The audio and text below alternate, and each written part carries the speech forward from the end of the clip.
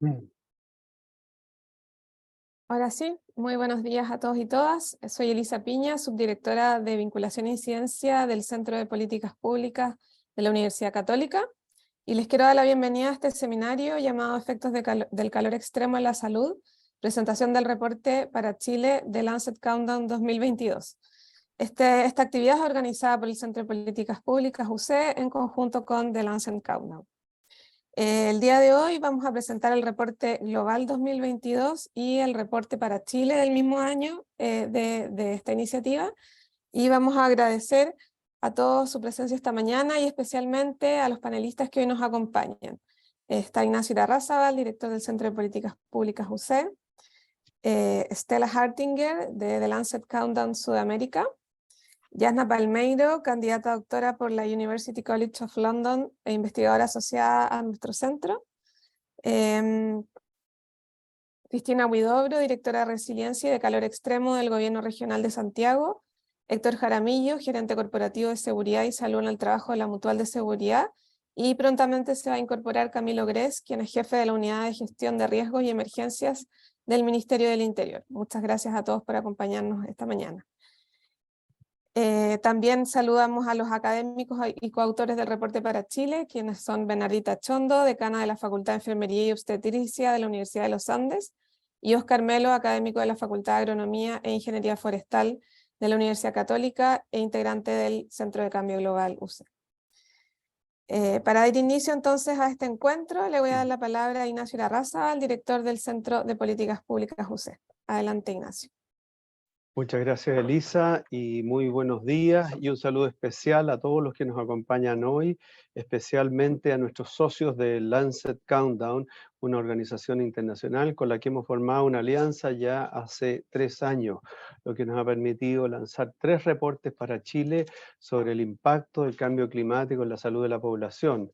Estos han estado enmarcados en estudios a nivel mundial, publicados por esta prestigiosa revista médica británica The Lancet. Así que muchas gracias a Yasna y a Stella especialmente. Este año el foco del reporte estuvo puesto en los efectos del calor en la salud de la población y también en las implicancias económicas que este tiene para los diferentes sectores. A esta altura, para nadie es una sorpresa que el planeta se está calentando y que las temperaturas están alcanzando récord histórico. Nos parece de suma relevancia estudiar el impacto que esto tiene en las personas, en los adultos mayores, en los trabajadores y en la población general. Hoy día sale en el diario Mercurio, en la contraportada del Cuerpo A, un resumen de lo que se está planteando y llama la atención particularmente los efectos respecto de los adultos mayores. Entonces, además de aportar a la evidencia, este trabajo presenta recomendaciones para contribuir en los procesos de toma de decisiones, y aquí es una temática urgente para abordar desde las políticas públicas. Tal como lo hemos hecho desde la primera versión del reporte, en esta edición hemos convocado a profesores tanto de la Universidad Católica como de otras casas de estudio, expertos en el tema que se aborda, para que participaran como autores del reporte. Muchas gracias por el aporte y el trabajo realizado. También hemos invitado a comentar estos estudios a representantes del sector público y del sector privado, porque estamos convencidos desde que la evidencia del sector público y privado, y por eso que queremos dar a conocer esta evidencia tanto para actores del sector público y del sector privado, porque la formulación de las políticas públicas solo son posibles de lograr gracias al trabajo conjunto entre los distintos sectores de la sociedad. Esperamos que esta conversación sea muy fructífera para todos los que asisten y para el mismo intercambio entre los panelistas. Muchísimas gracias. Muchas gracias, Ignacio, por tus palabras. Aprovecho de comentar a todas las personas que se han ido sumando que pueden hacer preguntas y comentarios a través del chat. Sí, les sugerimos seleccionar la opción a todos los panelistas y todos los participantes, porque así todos la podemos leer. Entonces ahora es el turno de Stella, quien es directora, Stella Hartinger, quien es directora de The Lancet Countdown Sudamérica, y presentará algunos hallazgos del reporte global de Lancet Countdown. Adelante, Stella, tienes 10 minutitos. Gracias, se ve, ¿verdad? Se ve. Se ve, perfecto. Ya un ratito voy a poner...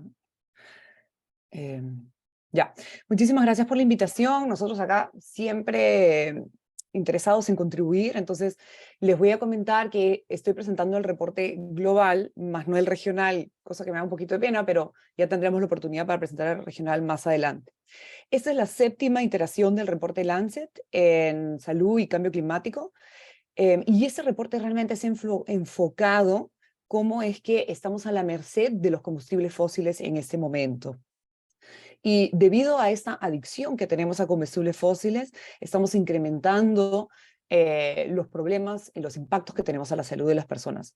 Brevemente, solamente para enmarcar qué cosas es el Lancet Global, que ya hubo una pequeña introducción, pero estos son los socios del Lancet Countdown Global. Somos más de 51 instituciones académicas y de las Naciones Unidas en los cuales contribuimos a que se desarrolle este deporte. Somos más de 100 científicos, ya seamos geógrafos, matemáticos, físicos, transporte de energía, epidemiólogos, economistas y demás. Pero si se dan cuenta, la gran mayoría de estas universidades se encuentran en países de altos ingresos, ¿no? Entonces, la Universidad Peruana Cayetano Heredia es una de las pocas universidades de la región que contribuye a este reporte, y esa es una de las razones por las cuales se crea el Lancet Countdown Sudamérica, en donde ya colegas de diferentes países de Sudamérica también están participando en desarrollarlo y brindar un poquito más de luz en lo que está sucediendo para la región. Nuevamente, en forma de resumen, es importante mencionar que el reporte está armado en 5 grandes grupos de trabajo para poder realmente contextualizar qué es lo que está sucediendo. En el centro de este grupo tenemos los impactos que tiene el cambio climático sobre la salud. Alrededor de ellos nos enmarca el contexto económico y el contexto político, ya que sin ellos no se puede generar el trabajo de adaptación y de los beneficios de mitigación mitigación para poder reducir el impacto del cambio climático sobre la salud. Ahora sí, nos vamos un poquito a lo que nos cuenta ese reporte. Ese reporte tiene tres grandes mensajes claves. El primer mensaje es que estamos viviendo en una adicción persistente a los combustibles fósiles que se ampliando los impactos en la salud de las crisis concurrentes que nos enfrentamos en este momento. No es secreto que las personas están siendo cada vez más afectadas por el incremento en la inseguridad alimentaria, la exposición a extremos de calor, las sequías, incendios forestales, un mayor riesgo de brotes de enfermedades infecciosas y un incremento de eventos climáticos extremos que amenazan la vida. Entonces, uno de nuestros principales indicadores, o el que estamos viendo ahorita, es el incremento a esas temperaturas, el incremento de calor.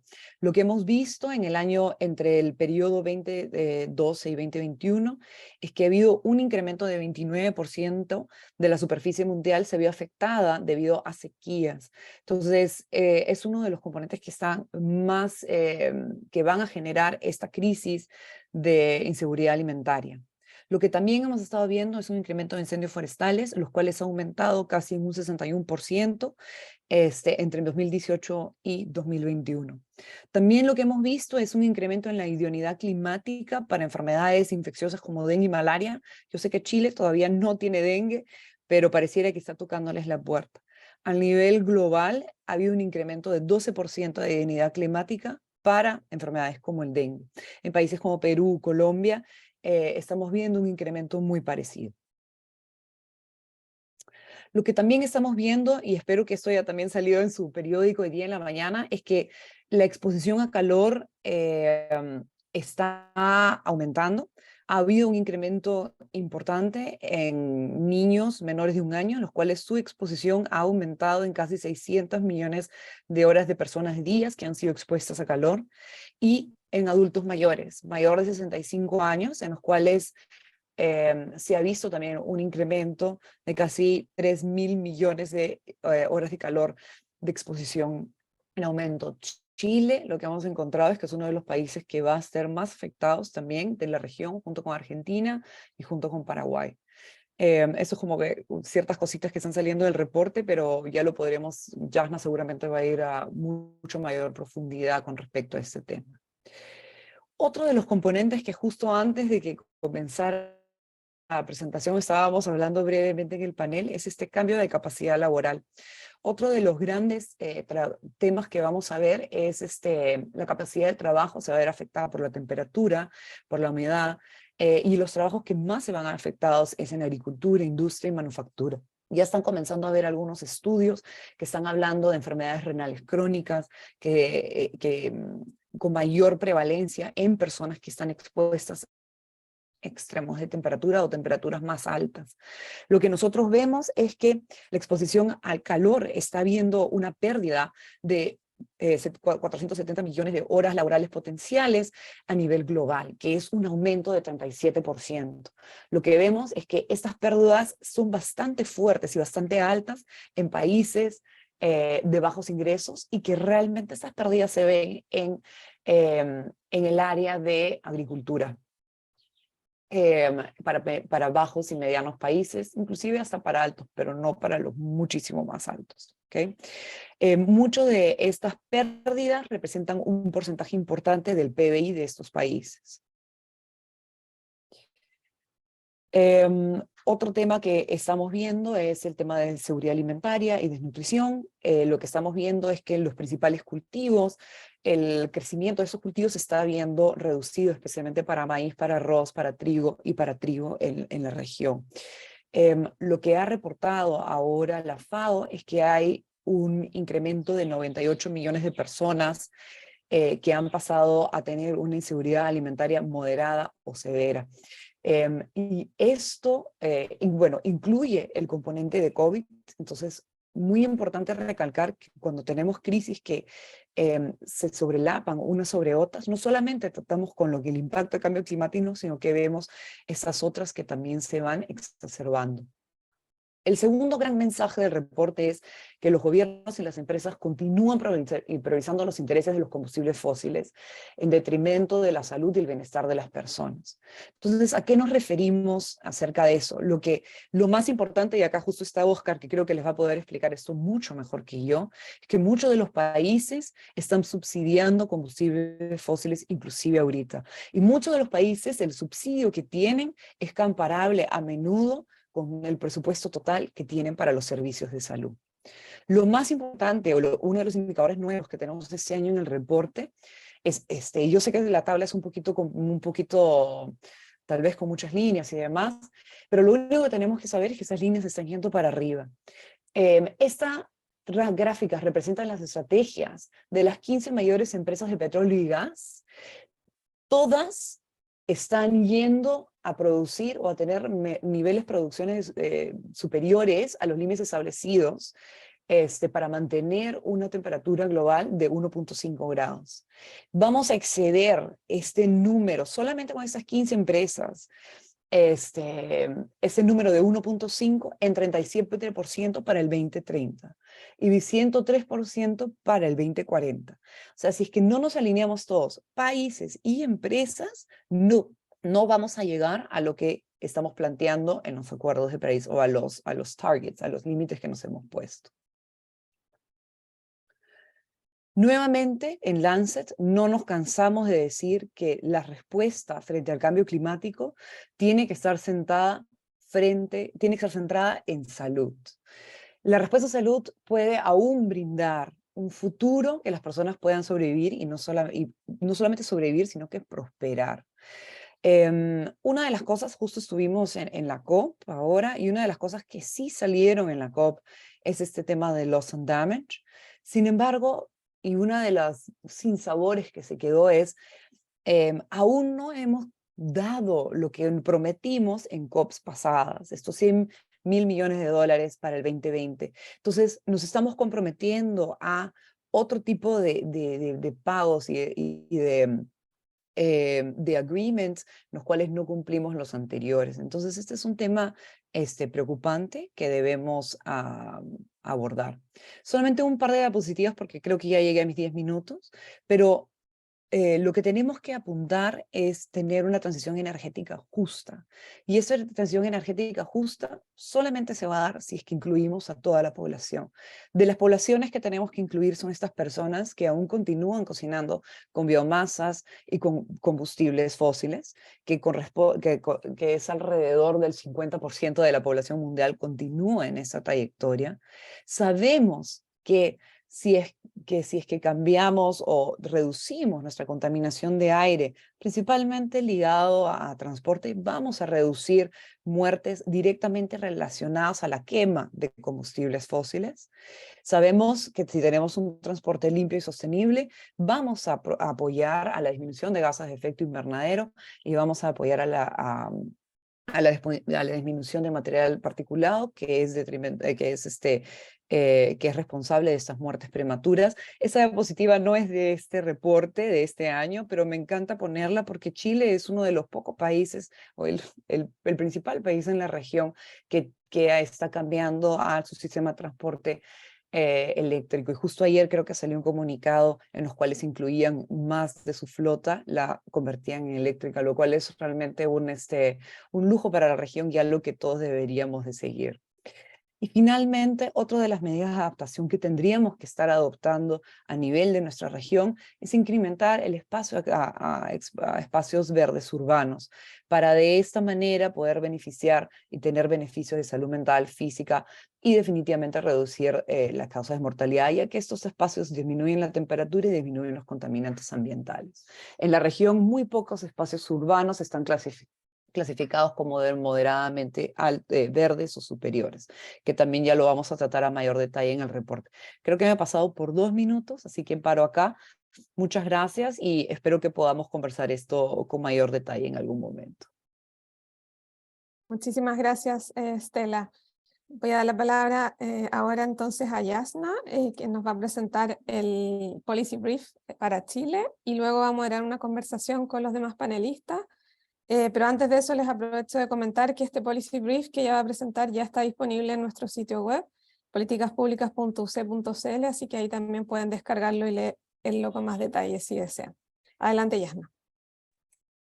Bueno, muchísimas gracias, Elisa, muchísimas gracias al Centro de Políticas Públicas, gracias a Estela y a todo el equipo que nos apoyó escribiendo este documento. Muchas gracias a Bernie de la Universidad de los Andes y muchas gracias a nuestros panelistas también por darse el tiempo de estar hoy día con nosotros y gracias a los participantes que están aquí y que les interesa este tema. Yo les voy a presentar brevemente el Policy Brief que lanzamos para Chile este año, que fue uno de los primeros, o que es uno de los primeros Policy Brief más bien temáticos, y que aborda 2 indicadores que velan o que visualizan el calor como un tema, pero desde una perspectiva mucho más sistémica. Entonces, solo para comentarles, ya este es el tercer resumen que lanzamos, como muy bien dijo Ignacio, y que también agradezco la confianza de poder tener esta alianza con el Centro de Políticas Públicas, es, bueno, que ya hemos seguido trabajando, ya lo venimos trabajando desde el 2019, y este reporte también se asocia a lo que les comentaba Estela, nace desde un reporte global, pero también por primera vez vamos a tener un reporte regional que está pronto a salir también publicado en la revista Lancet regional The Americas. Así que en tanto salga, obviamente todos bienvenidos a que continuemos la conversación en esta área. De los indicadores 2022, tomamos en este informe 2 principales y que están relacionados al hecho de que en nuestro país, desde norte a sur, las temperaturas extremas, principalmente altas temperaturas extremas y eventos extremos de calor, han ido en aumento y obviamente las proyecciones climáticas también nos muestran que esta temperatura, si es que dependiendo de la vía que tomemos, como que decidamos, digamos, tomar, van a ir en aumento también. Principalmente en la zona norte, en la zona central, va a estar afectando, este aumento de temperatura va a afectar mucho a las personas que viven en esas áreas. Y lamentablemente, la evidencia científica muestra que todos estos eventos que son muy extremos y que cuando se asocian con poca preparación, la verdad es que terminan en una fórmula no muy positiva para nosotros, porque generalmente están asociados a un aumento de la morbilidad y un aumento de la mortalidad, principalmente en personas que son más vulnerables. Entonces, conociendo ese contexto a lo que nos vamos a enfrentar y lo que nos hemos enfrentado, porque ya en Chile, digamos, en diciembre vivimos, ¿cierto?, unas olas de calor bastante importantes, principalmente en zona norte y centro. Derivado de todo esto, analizamos la mortalidad entre las personas mayores de 65 años relacionada con olas de calor, y también cómo este calor extremo afecta a los trabajadores, principalmente de agricultura, de construcción, en su salud, y esto afecta a la productividad también de ellos. Entonces, el primer indicador relacionado a la mortalidad relacionada con el calor en personas mayores de 65 años ha ido en aumento. Este calor extremo, cuando las personas se enfrentan a este calor o se exponen a este calor extremo, pueden tener diferentes reacciones fisiológicas, obviamente, y esto pudiese terminar, dependiendo de la vulnerabilidad de las personas y de su capacidad de adaptación, etcétera, o de reacción, pudiese terminar en eventos más bien fatales o poco deseables. Y si vemos en este gráfico de acá, de la figura, vemos que el número estimado de muertes relacionadas con el calor en mayores de 65 años ha ido en aumento. Obviamente hay variabilidad de año a año, ¿cierto?, que se asocia a estos eventos de calor. Un año mucho más caluroso obviamente se va a asociar a mayor afectación a la salud de las personas, pero si vemos la línea azul, aquí esta es la tendencia, una tendencia suavizada, y que claramente nos muestra que estas muertes han ido en aumento. Ahora, obviamente, cuando nos preguntamos, bueno, ¿cuánto en aumento? Si tomamos un promedio del 2002-2004 y lo comparamos con 2017-2021 para evitar esta variabilidad anual, vemos que ha habido un aumento de más de un 200% en las muertes. Y obviamente esto podría estar explicado porque tenemos más población adulta mayor, ¿cierto?, que podría ser más vulnerable. No siempre los adultos mayores son vulnerables per se, pero podría ser más vulnerable, y obviamente tenemos eventos climáticos más frecuentes y más extremos, y esta es una fórmula que termina en lo que vemos en este gráfico. Por lo tanto, es un llamado de atención a que nos dice, hey, tenemos que actuar. Por otra parte, cuando analizamos otro grupo de personas vulnerables principalmente por la exposición al calor, son las personas obviamente que trabajan expuestas al aire libre, al sol directo, y evaluamos la pérdida de ingresos por la reducción de la capacidad laboral relacionada con el calor. Y esta es una perspectiva mucho más sistémica, mucho más general de las consecuencias del calor extremo sobre la salud. Generalmente lo tendemos a realizar o a asociar a muertes o a enfermedades, pero hay una cadena quizás un poco más larga que tenemos que comenzar a ver. Y obviamente las personas que trabajan en el sector de agricultura, construcción, al aire libre y expuestos al calor, principalmente directo, obviamente son altamente vulnerables por los que ya le comentaba. Y analizando los datos que nos provee también el Lancet Countdown, en las horas estimadas potencialmente perdidas, digamos, por exposición al calor extremo, la verdad es que en Chile lo que tenemos es que todas estas horas se acumulan en los sectores de agricultura y construcción, porque son una de las principales sectores de productividad de nuestro país, pero si se fijan, desde el año 1990 hacia el año 2020, estas horas en agricultura podrían tener altos y bajos, pero más o menos se han mantenido estables. Sin embargo, en la construcción no ha sido así, y estas horas potencialmente perdidas han ido en aumento. Cuando vemos estas horas y se asocian un valor económico a estas horas perdidas, lo que tenemos es una pérdida en términos del Producto Interno Bruto. Y la verdad es que si vemos nuevamente, si bien hay una baja aquí importante del 90, más o menos 95, lo que tenemos después hacia adelante es que esta pérdida de la productividad en la agricultura se ha mantenido más o menos estable. Sin embargo, en la construcción, en el sector de construcción, ha tendido levemente al aumento. Por lo tanto, ahí también esto nos llama un llamado de atención a decir, ¿cómo lo estamos haciendo? ¿Qué tenemos que introducir en estas áreas para proteger la salud de las personas? Que además se va a traducir en pérdidas económicas también. Eso es más o menos lo que ha ocurrido en nuestro país. Y considerando estos dos indicadores, nosotros con el equipo también hemos analizado y dicho, bueno, ¿cómo podemos incorporar o cómo podemos proponer diferentes recomendaciones considerando lo que ya ha sucedido, pero también considerando lo que va a suceder? Y en este caso, una de las primeras recomendaciones es implementar una política nacional intersectorial para gestionar y reducir los riesgos del calor extremo en la población, que mejore la capacidad de adaptación y reduzca las vulnerabilidades sociales a nivel municipal, regional y nacional. Ya tenemos una política muy buena de reducción del riesgo de desastres que se lanzó hace un par de años desde la ONEMI, o ex-ONEMI, ahora en Senapred, ¿cierto? Pero esta política quizás podría ser complementada con una política que se enfoque también en el riesgo asociado al calor. Una segunda recomendación se asoció a fortalecer la atención primaria en salud, como una estrategia y un elemento central en la política nacional, principalmente por el enfoque local que tiene tanto la atención primaria, pero como también las acciones climáticas, para facilitar una respuesta intersectorial en todos los niveles de prevención, y obviamente podríamos tener ciertos profesionales más bien especializados en estas áreas para gestionar e implementar algún programa que reduzca el riesgo. Y finalmente, nuestra tercera recomendación es promover leyes laborales climáticamente inteligentes que protejan a los trabajadores al aire libre y del calor extremo. Lo más probable es que ya exista mucho trabajo, ¿cierto? Ahí Oscar, como experto, nos va a poder explicar un poquito más qué es lo que se ha hecho, pero todavía nos quedan algunos elementos en los cuales podemos mejorar, obviamente, la protección de la salud de las personas y de los y las trabajadoras. Ahora entonces nos podemos ir con esa información, nos podemos ir al conversatorio donde nos va a acompañar Bernardita Chondo, Oscar, Camilo, Cristina y Héctor.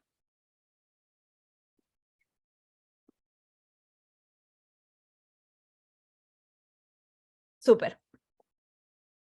Entonces, veo que se unió Camilo. Camilo, hola, muy bienvenido. Nosotros... Muchas gracias, hola, buenos días. Súper, muchas gracias a todos y todas. Nosotros considerando que el cambio climático es un elemento, es un fenómeno muy complejo. Y la verdad es que las soluciones en sí, o todas las intervenciones también necesitan de una mirada sistémica que incorpore esta complejidad. ¿Cómo crees tú que una política o la política nacional de reducción de riesgo de desastre que se lanzó desde el 2020 o que abarca del 2020 al 2030 podría favorecer otras políticas públicas o acciones intersectoriales que articulen la respuesta a nivel nacional, a nivel regional y a nivel municipal? Sí, muchas gracias. Bueno, lo primero, para cualquier acción, cualquier política, cualquier tema que se quiera abordar, tal vez hay que dar un par de pasos atrás y mirar qué es lo que hay en el mundo. Entonces, tal vez me gustaría un poco empezar con respecto a la política, porque una de las cosas importantes que justo estás mencionando es que hoy día hay una política en el país, que hasta hace un par de años no la había. Esto ya existía en el mundo. La reducción del riesgo de desastres, si bien empezó a tomar forma después de los 2000, antes hablaba de protección civil, etcétera, esto ya existía en el mundo, ya estaba avanzando. Ya existía un plan que era el plan era Hyogo en la práctica. Había una carta de navegación en el mundo, que después transita a ser el marco de Sendai, que ya lo adapta el mundo en el 2015, y Chile empezó entre el 2010 y el 2020 empezó a trabajar ya con esto. Y hoy día tenemos ya una política que, tal como se menciona, habla de la reducción del riesgo de desastre, habla del cómo gestionar, da un marco, nos da un norte de trabajo en el cual podemos anclar las distintas amenazas, las distintas vulnerabilidades, los distintos niveles de exposición y las distintas políticas que vamos abordando en cómo gestionamos, y no solamente los terremotos, no solamente los maremotos, no solamente los aluviones, ahora, por ejemplo, en San José de Maipo, que estamos viendo cómo se nos está cortando las rutas y tenemos personas aisladas, sino que también estas amenazas que tienen que ver muchas veces con una segunda, tal vez, ya derivada de tal vez que no son estas amenazas tan basales. Y claramente la ola de calor es una de ellas. En ese sentido, por eso hay que abordarlo y hay que enmarcarlo dentro de la política. Entonces, hoy día ya tenemos una política, tenemos un marco de acción, tenemos un ordenamiento en términos no solamente de gobierno, sino que de Estado, porque esta política, tal como bien mencioné, cruza desde el 2020 al 2030. Trata de tener una mirada más a largo plazo. Y habla de comprender el riesgo de desastre, habla de fortalecer la gobernanza, y habla de otros aspectos de los cuales hay que trabajar. Ahora, bajando cuando aparece o uno empieza a moldear una amenaza con la cual uno tiene que trabajar en la práctica, uno tiene que también que ver tal vez otras cosas, otras políticas que se van acá enganchando. Y hoy día, por ejemplo, tenemos planes de acción al cambio climático sectoriales. Entonces, hay una serie de herramientas o de agendas, de políticas que se van entrelazando y que van dando un sustento. Entonces, ahora, lo relevante de esto es que no partimos desde nada, no son acciones que están descolgadas de algo, no son acciones que a alguien se le ocurrió, chuta, trabajemos en esto, y después tal vez se olvida, sino que lo relevante de trabajar cualquier amenaza, como por ejemplo, ver qué es lo que vamos a hacer con respecto a las olas de calor, es enmarcarlo dentro de esta estructura que ya es nacional y que tiene una forma, y que tiene un sentido y que tiene una dirección. Eso es lo más relevante, y eso tal vez, claro, lo facilita, porque ya hay una metodología, ya hay una forma de trabajar, y que se empieza a avanzar. Entonces, si la pregunta es cómo tal vez la política lo facilita, es que ya hay un camino pavimentado que nos deja avanzar y que nos arma una estructura y que nos mete dentro de una ruta de enlace, y que además, como sobre esto ya han caminado otras aristas y otras variables, uno puede sacar las buenas prácticas con respecto a esas otras variables con las cuales ya se han trabajado. Por ejemplo, y solamente lo voy a dejar enunciado, sé que aquí también está Cristina Huidobro del gobierno regional metropolitano. Acá ya se está avanzando, ya hay una preocupación por este tema. Ya las agencias del gobierno del Estado están trabajando en esto. Senapred, Exonemi, está trabajando en un plan nacional con respecto a esta materia también. Por lo tanto, hay avances, se está avanzando, y lo más importante es que está enmarcado dentro de esta política nacional, y que nos da un sentido, nos da una dirección. Exacto, sí, muchas gracias, Camilo. Bueno, lo que tú dices hace mucho sentido, ¿no? Y de hecho también Alicia en el chat nos dice que desde Senapred, ¿cierto? Ya han estado trabajando en un plan nacional para altas temperaturas y temperaturas extremas, y que es un trabajo intersectorial, así que efectivamente todo esto está, digamos, alineado en que esta gran política nos permite hacer bajadas, ¿cierto? Tanto sectoriales, por amenaza, y que también Cristina nos va a contar un poco también cómo esto les ayuda a marcar a un trabajo más bien regional, ¿no? Así que genial, muchísimas gracias, Camilo. Y ahora, moviéndonos también un poco hacia una perspectiva mucho más local, tenemos una segunda recomendación que decía, bueno, tenemos que fortalecer la atención primaria, que quizás se aleja un poco de toda esta sectorialidad, más bien del riesgo de desastre, sino que se va al área de salud, pero que tiene mucho que ver.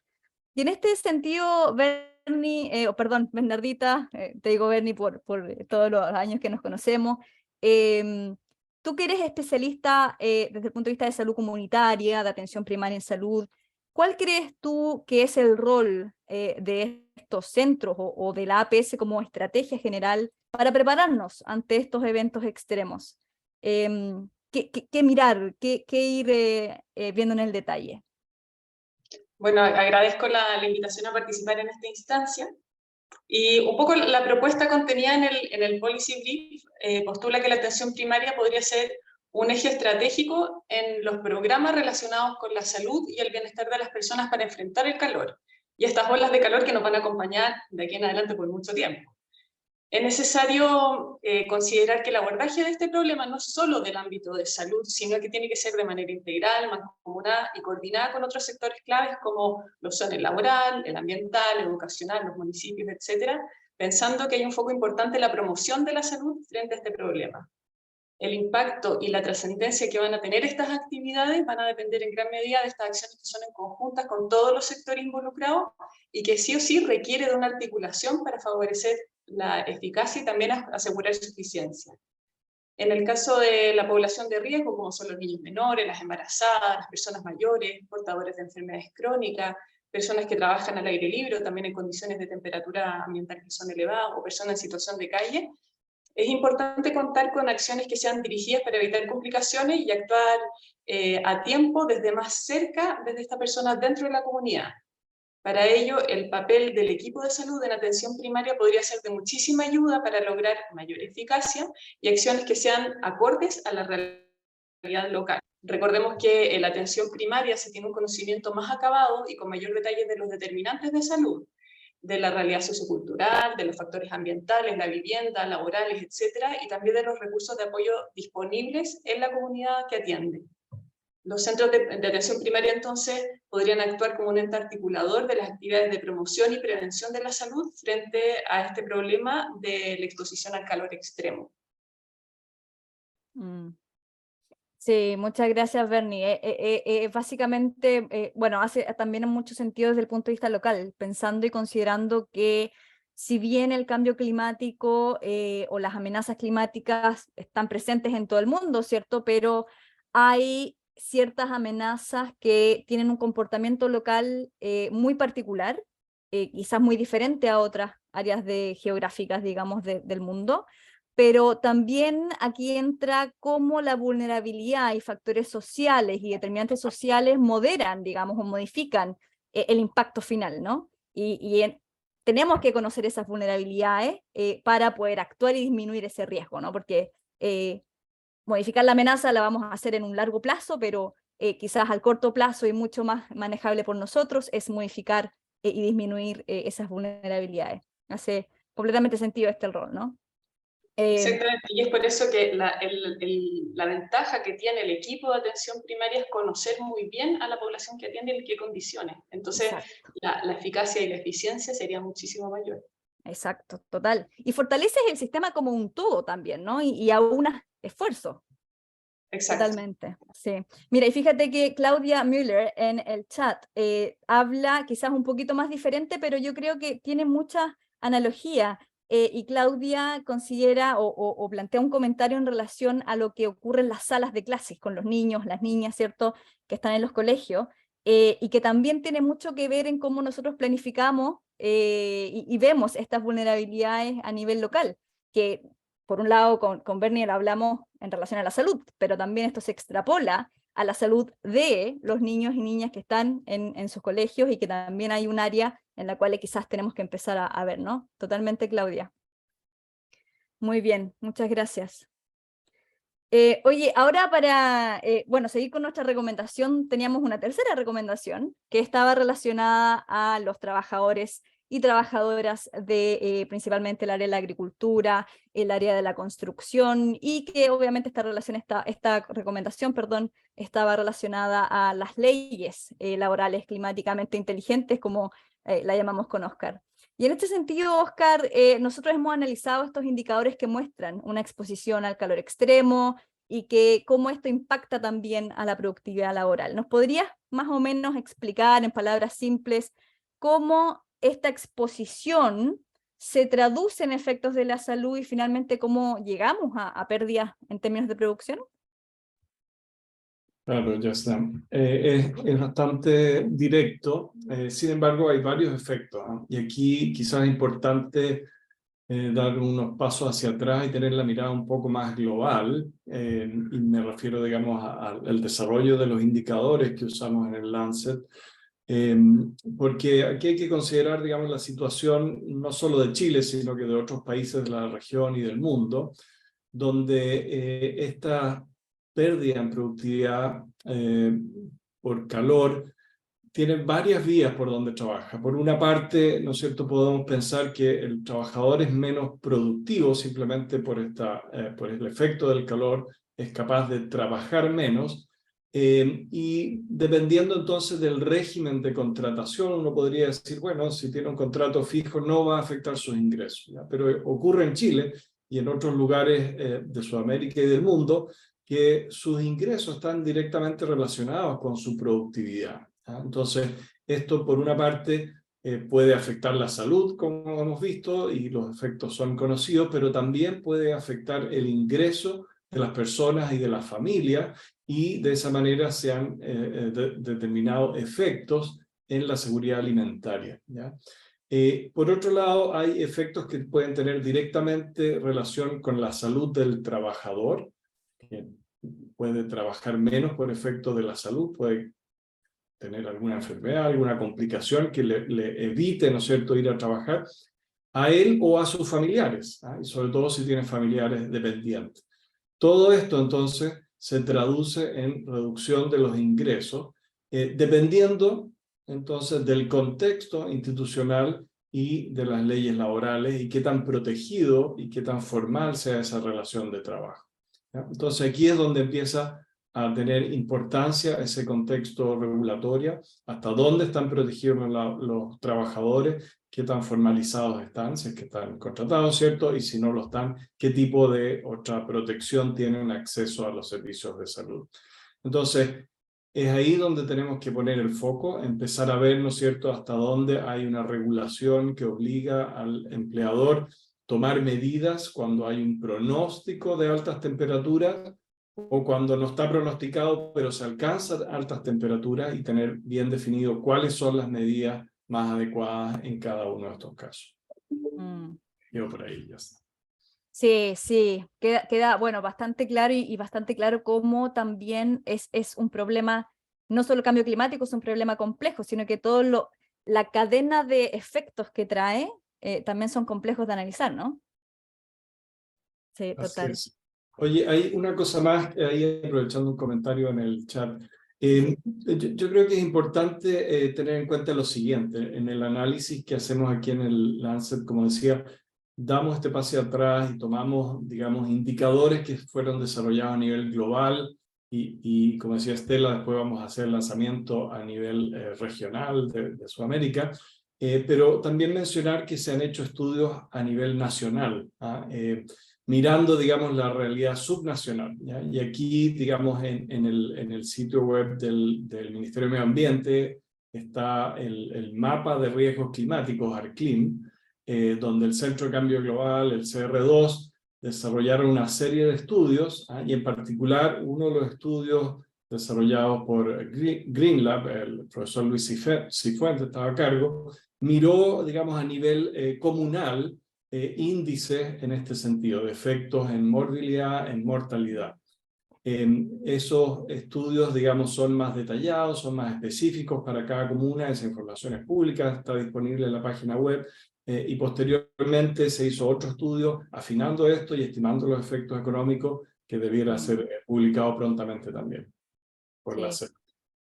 Sí, eso es muy cierto, se han hecho varios estudios, y también voy a adelantarme un poquito porque Cristina me había comentado de esto y lo voy a aprovechar de poner en el chat por si es que les interesa ver, que es una iniciativa que se ha hecho también mirando principalmente quizás, es mucho más local, pero Santiago, cómo mira los efectos del calor extremo. Quizás ahí, Cristina, después te voy a preguntar un poquito más adelante, pero lo dejo en el chat para que tengamos esa información a mano.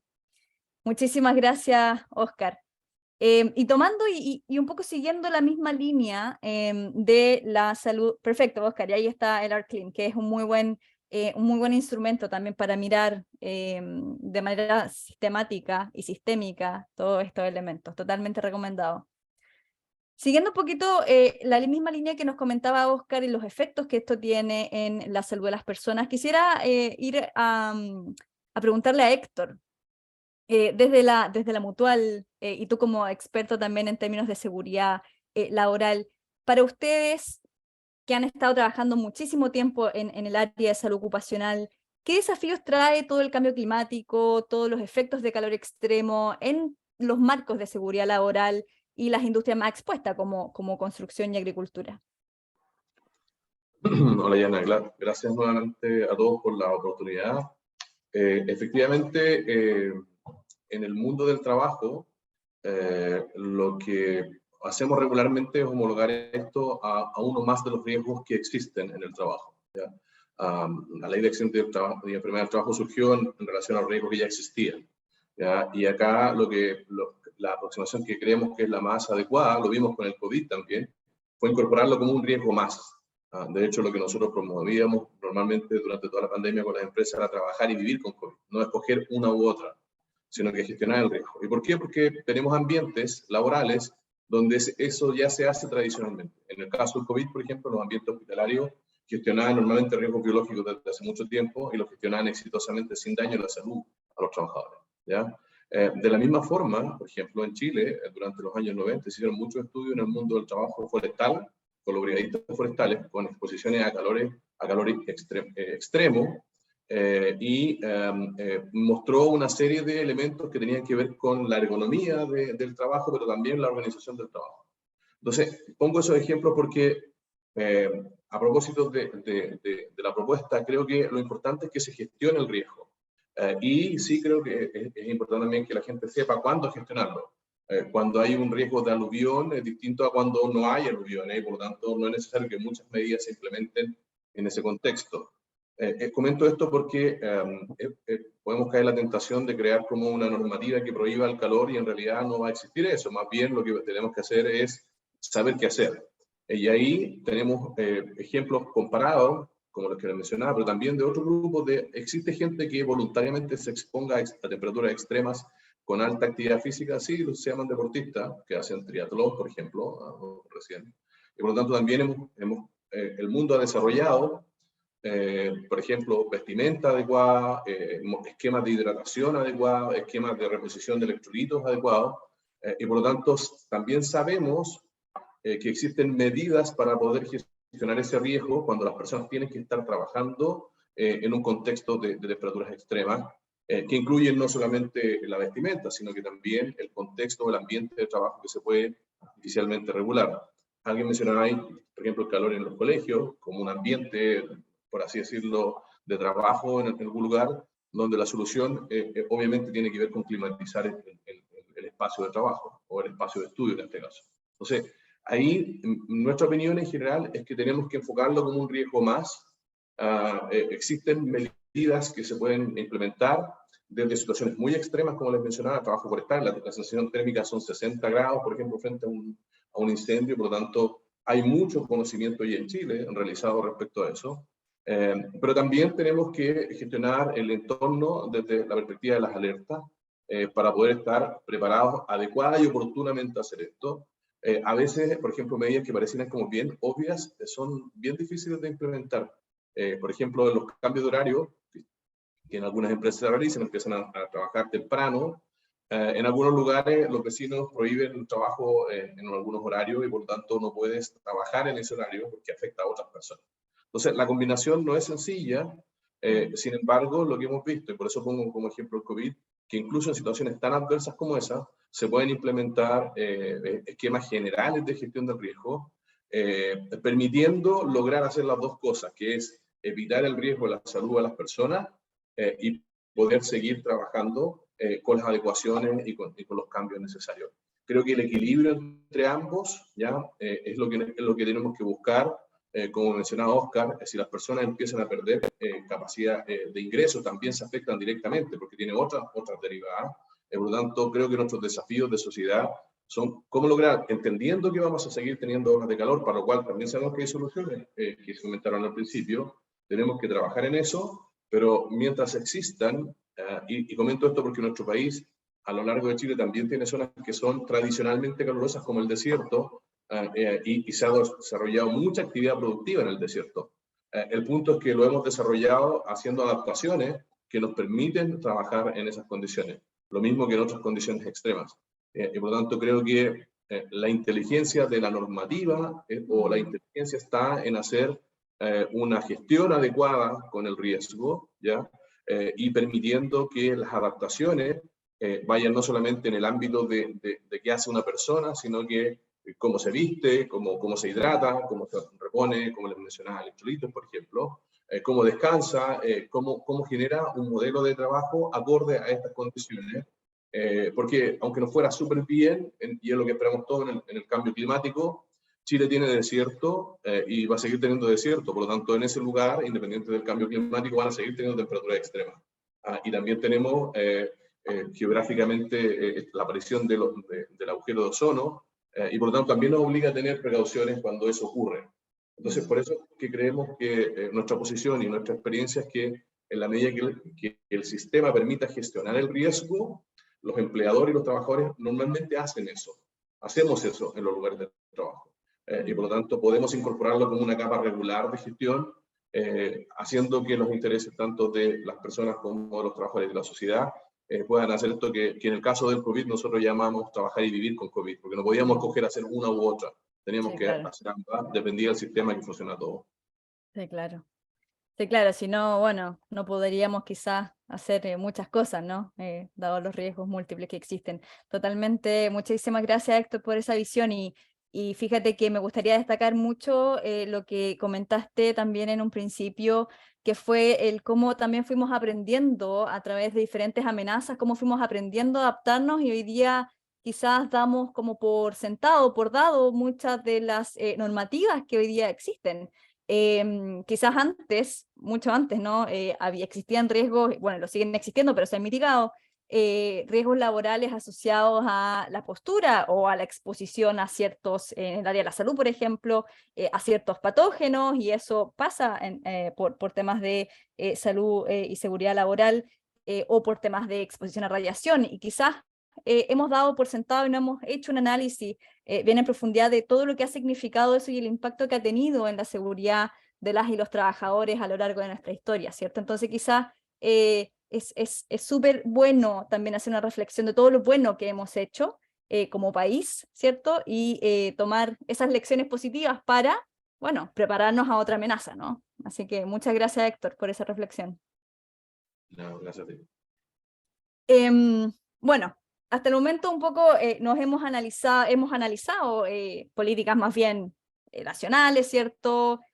Con la mirada de Camilo, desde el Ministerio del Interior, políticas más bien sectoriales, con Bernardita, con Oscar, y hemos visto las generalidades de nuestras recomendaciones, pero me gustaría también invitar a Cristina en esta ocasión, quien es, debo decirlo, una de las primeras Chief Heat Officer o directora del calor, ¿cierto? Como sería en español, en Latinoamérica. Ella actualmente está trabajando en el GORE metropolitano, y Cristina como Chief Heat Officer cumples un rol clave en todo lo que es la articulación de la política, tanto nacional, regional, pero también local y de manera transversal o intersectorial.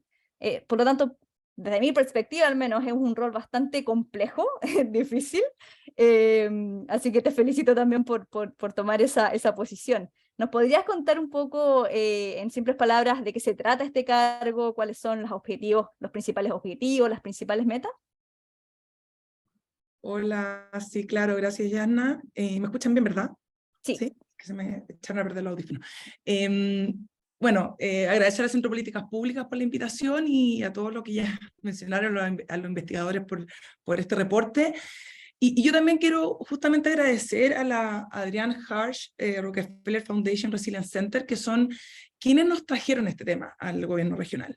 Ellos son un think tank alojado en el Atlantic Council en Washington, D.C., que han estado empujando la agenda de calor extremo a nivel global, y nos invitaron al gobierno regional, a la ciudad de Santiago, a la región metropolitana, a hacernos parte de una red de ciudades líderes en la acción contra el calor extremo, y el gobernador Claudio Rego toma la invitación, me nombra como directora de calor extremo, porque rápidamente entendimos que esto era un tema para preocuparse y ocuparse, y una oportunidad de visibilizarlo a nivel regional también, porque claro, como bien decías tú, son pocas, somos 7 encargadas de calor a nivel global, una como en cada región del mundo, digamos, en Europa, en Estados Unidos, en África, y yo soy la única que en Latinoamérica, con la idea de obviamente no ser la única, la idea es que esto sea un movimiento que se vaya vaya creciendo, así que estamos como no solo agradecidos por la invitación y por visibilizar esta agenda, sino que también porque no ha sido un apoyo. Este estudio que tú pusiste ahí fue justamente un reporte que hicieron para Santiago, el Atlantic Council, este centro de resiliencia de Adrián Harsh, y ¿cómo se llama? Además estamos en permanente contacto con otras encargadas de calor, en intercambios de buenas prácticas, qué sé yo, porque para qué inventar la rueda si otros ya tienen un poco más de experiencia que nosotros. Entonces, justamente tomando esa experiencia, de a poco iba como construyendo este rol, que obviamente no venía con carta de navegación, sino que ha sido como un aprender haciendo, y estamos enfocando la agenda en 3 grandes temas. Uno es preparación, el otro sensibilización, y el último es adaptación de ciudades. Bueno, en preparación tiene que ver justamente con crear cómo nos vamos a preparar para este calor extremo, para esta como nueva realidad. Lamentablemente ya hay que pensar en que esto es la nueva normalidad, no es como algo que ya podemos evitar, más bien tenemos que adaptarnos. Entonces, por eso nosotros creamos una mesa de calor extremo que empezó a funcionar el segundo semestre de este año, donde participó Exonemi, ahora Senapred, con la Seremi de Educación, de Salud, de Trabajo y de Desarrollo Social y Familia, como una primera mesa, entendiendo que este problema es más complejo, necesita más actores. Trabajamos con académicos también, que nos ayudaron con reportes como estos, para entregar datos y ciencia como a la toma de decisiones. Y también trabajamos ¿cómo se llama esto? Con la Dirección Meteorológica de Chile, que obviamente nos entrega también todos los datos. Y obviamente la Delegación Presidencial Regional, que también están a cargo de terminar las alertas. Entonces, con ellos construimos un primer protocolo regional de calor extremo, que fue, no sé si los que están escuchándonos lo vieron, pero salió bastante difundido en la prensa, que justamente lo que busca es alertar a la ciudadanía respecto a los peligros de calor extremo. Yo creo que algo que quizás para todos los que estamos metidos en este tema nos parece un poquito obvio, pero mucha gente cree que morir, uno dice, más, estoy muriendo de calor, la gente no cree que se puede morir de calor. Y claro, quizás no alguien joven de 20 años, pero gente como ya bien mencionaba Bernardita, con ciertas condiciones de base, con cierta edad, o niños pequeños que se deshidratan, creo que son poblaciones que hay que estar muy atento. Entonces, este primer protocolo, que créeme, está lejos de ser quizás el protocolo robusto, potente que quisiéramos, creemos que es un primer paso. Nosotros el compromiso es tener, a partir de este protocolo, esta mesa de calor no desaparece, continúa trabajando durante todo el año para tener una mejor y más robusta versión para el otro verano, y así continuamente, con el fin de ir atacando todos los temas que han ido saliendo en este conversatorio. Entonces, eso como un gran desafío que obviamente estamos trabajando.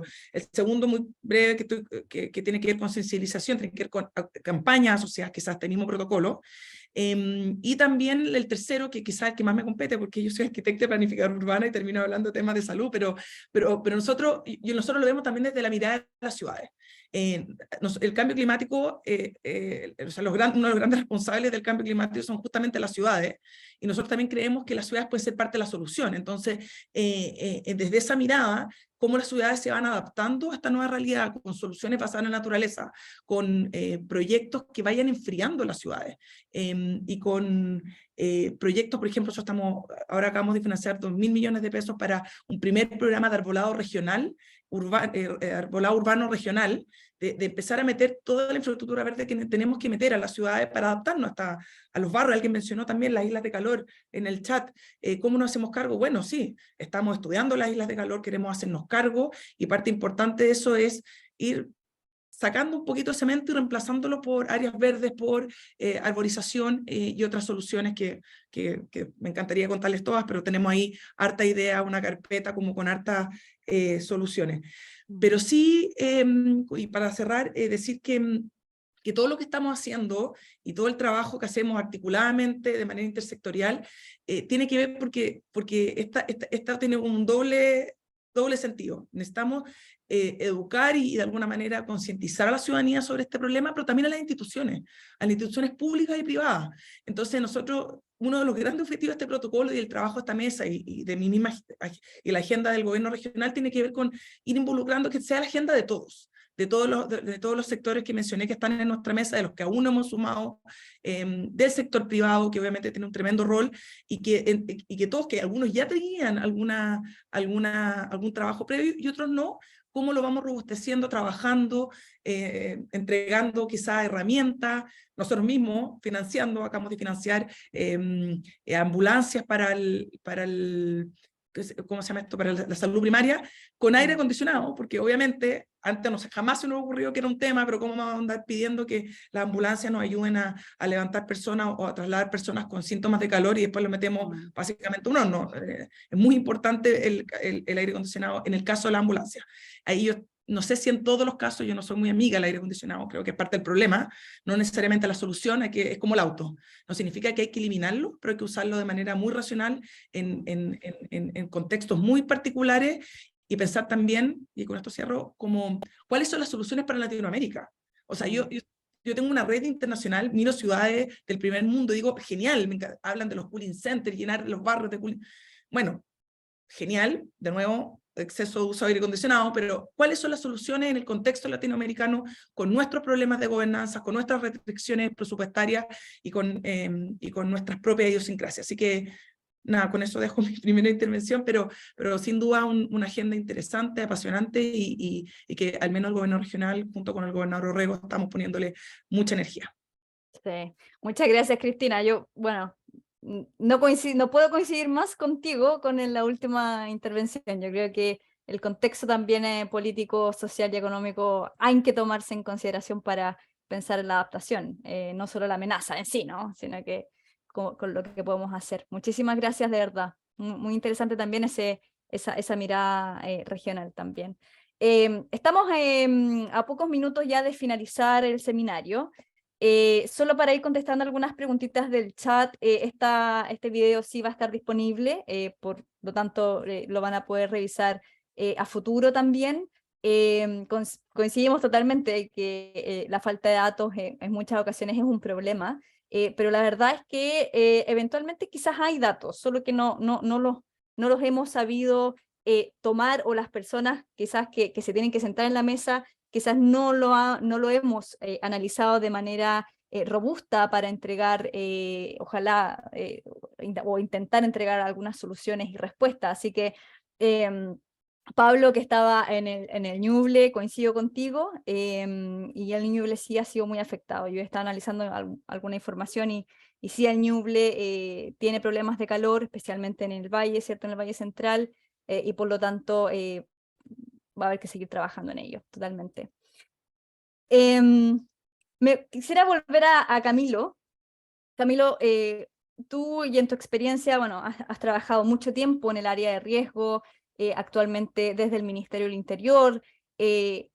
No podemos dejar de mencionar toda la catástrofe que hemos estado viviendo en relación a los incendios forestales este último tiempo en Chile, y que desde el 2017, 16 se nos viene también como amenaza bastante importante.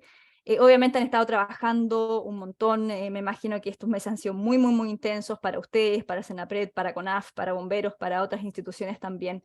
En base a tu experiencia y considerando las proyecciones climáticas, que como ya dijimos son poco alentadoras, principalmente para algunas regiones, ¿qué elementos o características o reflexiones en tu experiencia deberíamos considerar para prepararnos para una amenaza que eventualmente no viene muy buena? Sí, nos ha tocado duro y nos toca duro al país. O sea, al final, Chile siempre se lo habla como un lugar común, como que si fuera un laboratorio de desastres, y en la práctica así lo ha sido. Y es parte de, tal como lo decía Cristina, cómo se adapta a las ciudades, como también nos tenemos que ir adaptando nosotros, y muchas veces esos cambios son en ventanas de tiempo, tal vez en años más de tipo geológico, no tan exageradamente, por supuesto, pero tenemos una ventana más grande, pero para otras cosas tenemos menos tiempo. Y cómo nos han cambiado, por ejemplo, los incendios forestales, o cómo nos han afectado los incendios forestales, es un gran ejemplo. Pero también, por ejemplo, los otros temas, como los aluviones, como como las remociones en masa, que vienen de temas más meteorológicos, cómo nos han afectado, como tuvimos los aluviones del 2015, por ejemplo, en Atacama, que si hubiéramos hecho tal vez una zonificación, tal vez no hubieran estado las ciudades donde estaban. Entonces, tenemos que preocuparnos, tal como menciona Cristina, de cómo adaptar las ciudades y cómo adaptar nuestro posicionamiento al final en el territorio. Entonces, para algunas cosas tenemos más tiempo, para otras tenemos menos. Ahora, para esto claramente es posible que tengamos menos. Y lo primero que hay que tener en cuenta es que esto es multisectorial.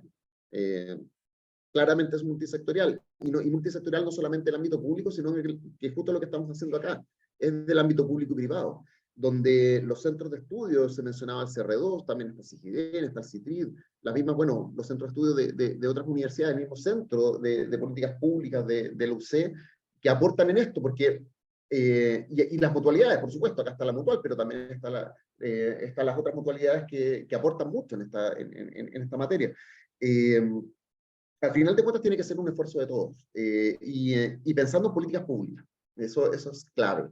Y por eso son tan clave todos estos centros de estudio, porque nos llevan, al final de cuentas, a desafiarnos a las personas que estamos aquí en estas posiciones de políticas públicas y que nos traen datos y que nos sensibilizan con estas materias, pero que no necesariamente son datos para papers, sino que terminan siendo policy papers, ¿sabes? Nos entregan datos para las políticas. Y esto tiene que estar enganchado en las políticas macro. O sea, si uno piensa para que esto sea llevadero en el tiempo y que no se vaya, claro, no puede depender de una persona. Tiene que ser estructural. Y por eso, súper bien, como hablábamos antes, que se enganche dentro de la política nacional, que se enganche dentro de las otras políticas, como cuando acá nos ponemos burocráticos y tenemos que hacer una resolución y sacamos los considerando esto, otro. Entonces, claro, eso al final tal vez no es lo más sexy del documento en la práctica, pero lo que sí hace es que nos genere una base sólida por la cual estamos trabajando. Y sobre eso no hay que inventar la rueda. Tenemos un ciclo del riesgo, tenemos una nueva ley del SINAPRED y del SENAPRED que nos habla de mitigación, de prevención, de la respuesta, de cómo tenemos que enfocarnos en estas fases. Si bien la ONEMI, la sigla era Oficina Nacional de Emergencia, hoy día tal vez, bueno, ha habido harto revuelo por el cambio de nombre. Obviamente el cambio de nombre se pensó hace mucho tiempo atrás, porque esto es parte de un proyecto de ley que llevaba como 10 años, ya en el Congreso 11 años, pero ahí hay un gran logro. El nombre del nuevo servicio habla de prevención y habla de respuesta, no solamente de respuesta y de emergencia. Pero eso es algo que y en ese sentido es donde uno habla de fortalecer las capacidades, no solamente para responder, sino que cómo al final nos preparamos, adaptamos las ciudades, pero también adaptamos las formas de cómo nos posicionamos en el territorio. Uno dice, bueno, nos tenemos que hacer cargo cómo nos posicionamos en el territorio porque a la gente le gusta estar en el borde costero donde hay tsunami, en el borde del volcán donde va a haber una erupción, en el borde del río donde puede haber una crecida, etcétera. Pero acá también es lo mismo. Cómo al final habitamos una ciudad acá en el centro lleno de concreto y de cemento, que por supuesto que 30, 35 grados no es lo mismo que si estamos a la sombra, que si estamos en un campo, pero también cómo habitamos el campo, cómo las personas que trabajan en el campo, cómo las personas que trabajan en distintas zonas, que si bien, claro, no es lo mismo los 30 grados ahí que aquí en el Paseo de Ahumada, por ejemplo, pero que por el tiempo de exposición es distinto. Entonces, tenemos que tener una mirada que claramente es intersectorial, público-privada, y que tiene que abordar tanto el ámbito laboral, el ámbito de la educación, el ámbito del deporte, etc. O sea, recuerden que desde un minuto a esta parte nos hemos acostumbrado a ver cómo en algunos partidos, por ejemplo, de fútbol, por ser algo masivo, se generan pausas de hidratación en medio de los 45 minutos, antes que algo que era impensado. Entonces, es como al final vamos pensando también fuera de la caja y fuera de las reglas del juego que tenemos. Y para finalizar, esto que pensemos tiene que ser también con un dejo de realidad y tiene que ser algo concreto, tiene que ser, siempre podemos dar recomendaciones y tener obligaciones también, hacernos cargo, pero tiene que tener un dejo de realidad, tiene que tener un poco de realidad. No podemos pensar en algo tan grande tal vez y en algo tan inabordable, un elefante blanco que al final nos termine en el cajón. Hagamos un lindo lanzamiento y algo muy bonito en la práctica, pero después termine en el cajón, no solo nos acordemos cuando lo tengamos que reportar a alguna organización internacional, que pasa mucho, sino que hagamos algo concreto. Y de ahí por qué es tan importante, por ejemplo, lo que mencionaba Cristina Huidobro del gobierno regional, que si bien, claro, no es perfecto tal vez lo que han desarrollado, lo que han impulsado y se puede ir mejorando, en la práctica lo que hace es que rompe un poco esta inacción en algo para poder ir avanzando, que también lo estaba haciendo Senapred, tal como menciona Alicia Cebrián, viene en el chat y ya estaban trabajando en la política nacional, y todas estas cosas que uno va avanzando y va haciendo camino en la práctica, van dando una traza enfocado en las políticas, siempre engranado en lo que ya tenemos, para que tengamos esa dirección, pero van abriendo camino, y eso es muy relevante. Eso es lo que yo creo que, por lo menos, no hay una receta, por supuesto, pero que tenemos que pensar por lo menos con esas características, o de esa forma, para poder hacer algo que no solamente dependa de una persona o de un gobierno de turno, sino que sea algo ya más de Estado, tal como está pensada la política del 2020 al 2030. Exacto, exacto, Camilo, muy interesante. Y ahí linkeo quizás dos cosas que tú comentaste muy importantes. Uno, que es el lenguaje, que Rodrigo Ramírez en el chat también lo pone. Digamos, cómo nosotros a través del lenguaje también somos capaces de impregnar un poco lo que hacemos, ¿no? Y el cambio de ONEMI a Senapred, quizás, claro, es un cambio de nombre, pero significa mucho desde el punto de vista del manejo del riesgo también, ¿no? Y de las actividades y objetivos que tiene que ver, así que completamente linkeado. Y otro elemento que aparece en tu relato es la intersectorialidad, o sea, acá no podemos trabajar en silos, pero usualmente lo hemos hecho, ¿no? Generalmente tenemos ese sesgo. Y en ese sentido, me quisiera acercar a Bernardita de manera breve también, que ya nos comentó el rol de los centros de atención primaria, pero también cómo crees tú que un rol de un profesional especializado en clima y salud, o en cambio climático y salud, por ejemplo, podría favorecer un trabajo más intersectorial a nivel local, y organizando y articulando estas diferentes áreas? Exacto, lo importante es que estas medidas lleguen a las personas y sean efectivas en las personas. Al equipo de atención primaria, al personal de salud, nos interesa velar por el bienestar de esas personas que estamos atendiendo. Es por eso que aquí aparece la sugerencia de la enfermería de práctica avanzada. La enfermera o enfermero de práctica avanzada es un profesional de enfermería que cuenta con una formación de magíster en práctica avanzada y que se caracteriza por tener conocimientos expertos avanzados en ciertas áreas que acá son claves. Por ejemplo, el liderazgo, la gestión y la práctica clínica. Hay evidencia científica que señala que en la atención primaria, la enfermera de práctica avanzada ha demostrado ser un recurso costo efectivo y de calidad para la atención de salud, sobre todo en países como Estados Unidos e Inglaterra, y mejora muchísimo el acceso a la salud.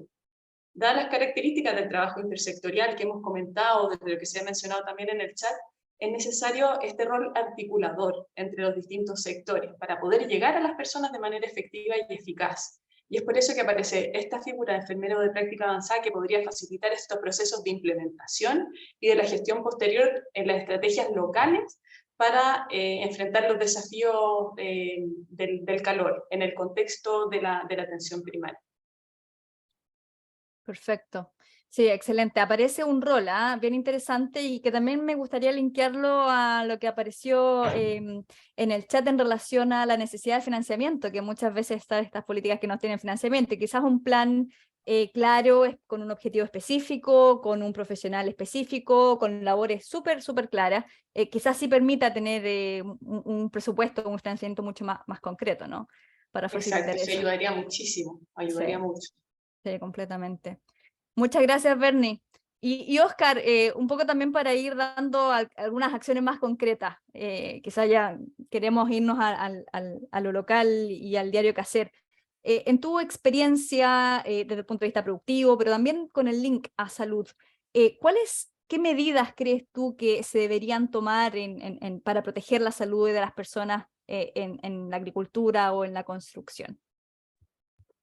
Sí, mira, yo creo que aquí es importante partir por hacer entender a los trabajadores, a las personas y digamos a las personas que están a cargo de los trabajadores, de la distinción entre calor y radiación, ¿no? Yo creo que hay bastante conciencia, todavía probablemente queda mucho por hacer, en el tema de radiación, por lo menos en el campo hemos visto que ya se adoptan medidas, ¿no es cierto? Hay por supuesto una regulación al respecto, pero muchas veces se confunde la radiación con el calor, y obviamente están relacionadas, ¿no es cierto? La exposición al sol aumenta la temperatura, pero también hay que entender que son cosas distintas, ¿ya? Y entonces aquí es importante tener eso en cuenta, y las medidas, que van a ser complementarias, tienen que tomar esto en cuenta.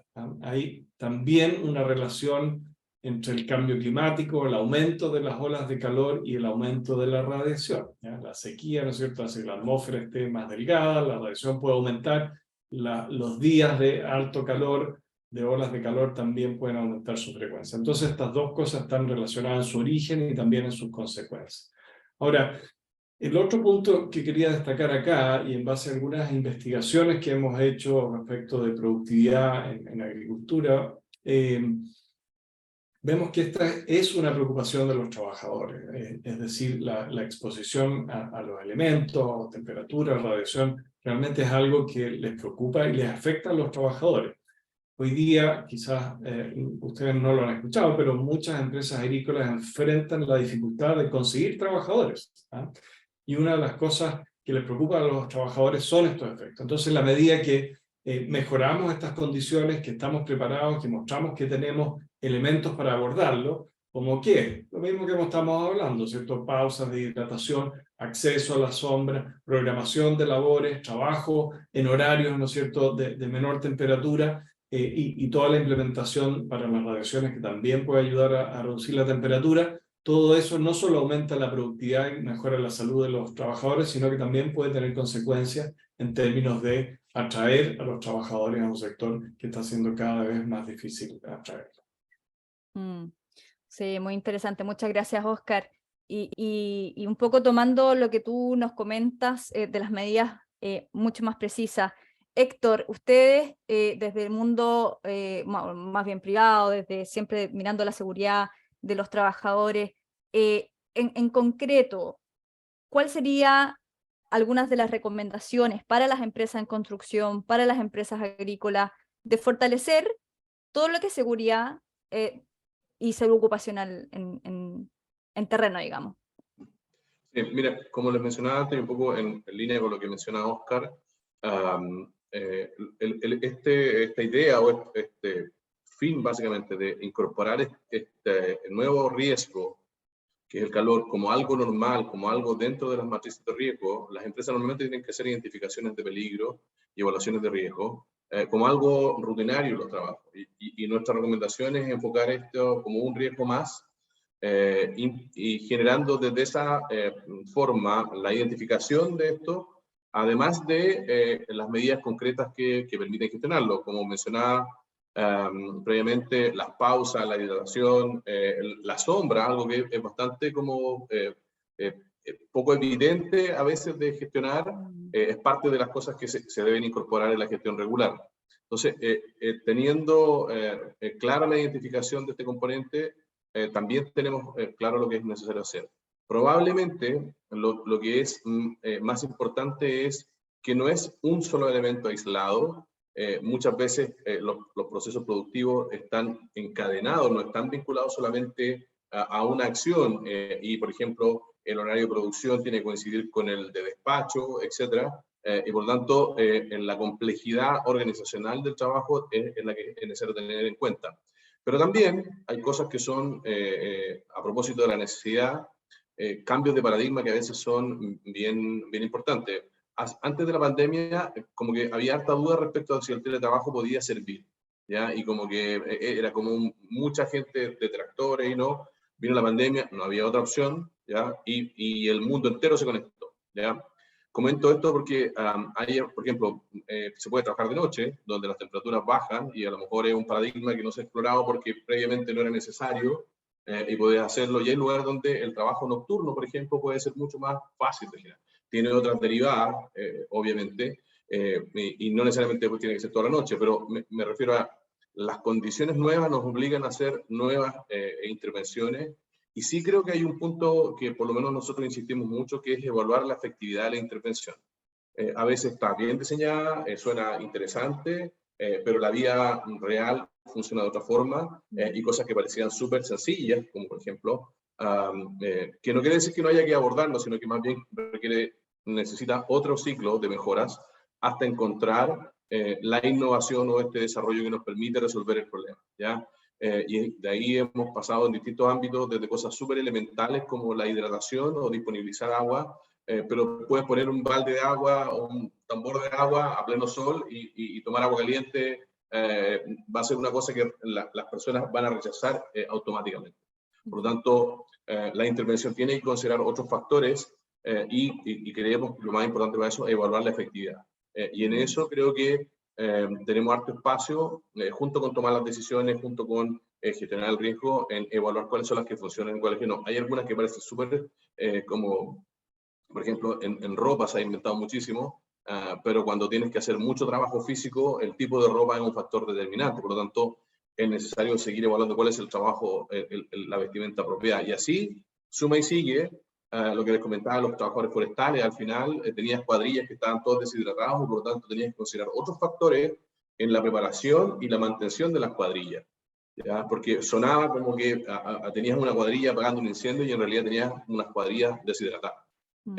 Eso significa que tenías un buen diseño desde la concepción del proceso, que era apagar un incendio, pero en la realidad pasaban otras cosas, incluyendo la accesibilidad y todo. Entonces, ahí es donde creo que tenemos harto espacio. Hay muchas cosas concretas que se pueden hacer, pero también creo que tenemos que hacer innovaciones y cambios que nos permitan, evaluando la efectividad, tomar esos caminos, sostenerlos, o también rápidamente soltarlo y buscar otra gestión. Creo que tenemos mucho espacio aún por recorrer. Creo que esta instancia de compartir data para conocerla, pero también para tomar decisiones, nos obliga a incorporar esta mecánica de evaluación, no solamente en la toma de decisiones, sino que también en la mantención. Y otro aspecto que a nosotros nos pasa que cuando viene la ola, o cuando viene el tsunami, o cuando tenemos como una reacción que estamos preparados, o estamos trabajando para estar preparados. Pero cuando pasa, hay harto aprendizaje, y también se nos olvidan muchas cosas. Y por lo tanto necesitamos volver a entrenar o a mantener los equipos en esa dinámica. Por tanto, que algo ocurra en una temporada no quiere decir que garantiza el éxito de la próxima temporada o en el próximo evento. Y esa de mecánica también de operar en interhora lo vimos ahora con el COVID. Habían cosas que se producían en el pic que no se producían en el valle, y habían medidas que parecían teóricamente súper buenas, y eran ultra ineficientes. Había medidas que no servían en el 98% de los casos, por lo menos en nuestras evaluaciones. Aunque sonaban que eran interesantes y eran coherentes y con la epidemiología incluso. Por lo tanto, por eso creo que tenemos que evaluar mucho las intervenciones, pero también ver cómo lo resolvemos interperiodo. Sí, y bueno, y también cómo lo resolvemos desde diferentes miradas también, ¿cierto? Porque a veces una sola mirada no nos sirve, sino que tenemos que complementar, ¿no? Y ahí quizás vamos a llegar a algo mucho mejor. Hay un dicho que dice, varias cabezas piensan mejor que una, y quizás eso también aplica, ¿no? Muchísimas gracias, Héctor. Y ya para ir finalizando, pero no menos importante, Cristina, me gustaría preguntarte a ti, considerando también que tenemos hoy día, por lo que vemos en el chat, muchas personas de diferentes gobiernos locales, de diferentes municipalidades, de diferentes regiones, y que obviamente a mí en lo personal me alegra muchísimo de ver toda esta variedad de norte a sur de nuestro país, ¿no? Cristina, en base a tu experiencia, a tu rol clave en la acción climática, ¿cómo crees tú que podríamos fomentar, por una parte, lo que decía Camilo, intersectorialidad, trabajo de colaboración? ¿Cómo podemos fomentar la colaboración con otras regiones? ¿Cómo podemos fortalecer la red regional de estos Chief Heat Officers y favorecer el traspaso de evidencia, información para crecer todos juntos? Sí, gracias, Yanna. Mira, la verdad es que yo obviamente tengo el corazón descentralizado, he trabajado en municipio, ahora en gobierno regional, y les comentaba que soy una convencida de que las ciudades son como parte de la solución a muchos de los problemas que hoy día enfrentamos asociados al cambio climático. Entonces, estamos en una oportunidad bastante única. Hoy día tenemos gobernadores y gobernadoras electas, tenemos bueno, hace mucho tiempo, alcalde y alcaldesa electa. Entonces, hay un rol de las autoridades locales, regionales, en asumir estos liderazgos. Y yo por eso estoy también muy agradecida de que nuestro gobernador Orrego tomó este liderazgo en tomar este tema y tomar acción, y no tengo ninguna duda, y desde ya lo ofrezco, digamos, en que como gobierno regional metropolitano tenemos toda la voluntad de apoyar a cualquier otro gobierno regional o gobierno local que quiera, digo, gobierno local fuera de la región, si son de la región, o sea, que de todas maneras, ¿cómo se llama esto? En apoyarlos, en traspasar nuestro conocimiento. Nosotros tenemos mucha experiencia. Yo antes de tener este rol, y lo sigo teniendo todavía, soy directora de Resiliencia Urbana hace 6 años, y estamos en muchísimas redes internacionales, estamos muy acostumbrados a tener cooperación ciudad-ciudad con otras ciudades del mundo, y de repente nos falta quizás partir por casa y tenemos poca colaboración como dentro del país, y la voluntad está, o sea, si lo hacemos con otras ciudades latinoamericanas. Hoy día estamos trabajando, por ejemplo, justamente con esta red de ciudades líderes en la acción contra el calor extremo con Monterrey, en un intercambio más 1 a 1, que tenemos mucha más cercanía en temas, y en particularidades que quizás con otras ciudades de la red. Entonces, yo creo que sí, lo tomo tu pregunta como un desafío. Creo que es algo que hacemos poco en Chile y que deberíamos hacer más, pero ya los gobernadores hoy día tienen se reúnen de manera recurrente, hay intercambios quizás en temas presupuestarios, y yo creo que es cosa de empujar quizás un poquito estos intercambios más temáticos, y quizás somos los mismos funcionarios ahí, los mandos medios, los llamados a proponer eso a nuestras autoridades y buscar los apoyos, porque yo creo que este es un tema, y creo que o sea, los que no vieron el titular del Mercurio hoy día sobre este estudio, creo que, o sea, no necesitamos más datos para saber, entender, o sea, necesitamos más datos, pero para tomar acción y saber que esto es un problema y que hay que hacerse cargo, creo que no hay que esperar más. Nosotros, de hecho, cuando lanzamos el protocolo, si bien no tenemos todo hasta el último tema solucionado, siempre dijimos aquí hay que actuar por principio precautorio. No podemos esperar a tener así el último dato que dice que a tal temperatura las personas poco más se mueren, porque quizás nunca lo vamos a tener, ¿ya? Pero ya sabemos que tenemos suficiente información para saber que esto es un peligro para la salud de la población, de que tenemos suficiente información para saber que esto es una tendencia y que las ciudades tienen que adaptarse. Entonces, creemos que no necesitamos más que eso para actuar, para tomar medidas y generar, digamos, todas las acciones que podamos hoy día en esta agenda de calor extremo. Así que ya dejé mi correo en el chat para todos los que quieran, y de hecho había una pregunta como ciudadanos, creo que llegó solo como ahora nosotros que Karin decía, cómo podemos colaborar desde nuestro entorno, como ciudadanos de a pie, digamos, con gente. Bueno, yo creo que es transmitir lo que escucharon hoy día, que el calor está aquí para quedarse, que es un peligro real, y de hecho, voy a repetir lo que dice la gente de la Harsh Rock, de los que nos están apoyando: nadie tiene que morirse de calor, eso es lo mejor de todo. Tenemos miles de problemas, tenemos un montón de desastres de los cuales es mucho más difícil tomar acciones, ¿ya? O sea, imagínate, prevenir un terremoto, imposible, no se puede, hay que estar preparado lo mejor posible nomás, pero del calor nadie debería morirse. Con simples medidas como buscar sombra, descansar y tener la suficiente hidratación, no deberíamos estar lamentando muerte. Entonces esto es muy comunicacional. O sea, cada persona hoy día está llamada a hacer como amplificar este mensaje, y busquen en nuestras redes sociales del gobierno regional, a ver si lo alcanzo a poner acá. Tenemos gráficas, también el Ministerio de Salud tiene, sobre estas simples medidas. Preocuparse que los niños y los adultos mayores, que de repente no sienten sed, tomen agua cada hora, busquemos sombra, y bueno, y después ya es un tema más técnico, y estaremos nosotros llamados a mejorar la calidad de nuestra ciudad en términos de enfriarla y de buscar soluciones basadas en la naturaleza. Pero como ciudadano es muy simple también ayudarnos a amplificar el mensaje. Así que gracias por granito cuenta. Totalmente. La granito cuenta.